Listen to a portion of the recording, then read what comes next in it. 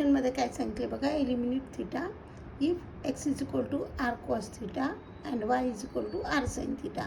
त्यातलं मी x is equal to r cos theta घेतले. एलिमिनेट थिटा म्हणजे फक्त थिटा नको आहे, तर ओव्हरऑल कॉस थिटा नको आहे. मग आपण कॉस थिटाचीच व्हॅल्यू काढू.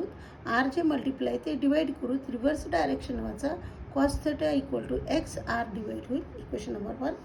गिवनमधलं सेकंड घेतले y is equal to r sine theta. आरला मी अंडरलाईन केली आहे. रिव्हर्स डायरेक्शन वाजते sine theta is equal to y. आरचे मल्टिप्लाय ते डिवाईड होईल. Equation number 2. अशा गणितामध्ये सहसा फॉर्म्युले यूज केले जातात. Sine square theta plus cos square theta is equal to 1 हा फॉर्म्युला आहे. फ्रॉम 1 and 2 बघा, साईन थिटाची व्हॅल्यू वाय अपॉन आर आहे होल स्क्वेअर प्लस कॉस थिटाची व्हॅल्यू एक्स अपॉन आर आहे whole square is equal to 1. Square तुम्हाला काढायचे ते सेपरेट करा. Y square upon r square plus x square upon r square is equal to 1.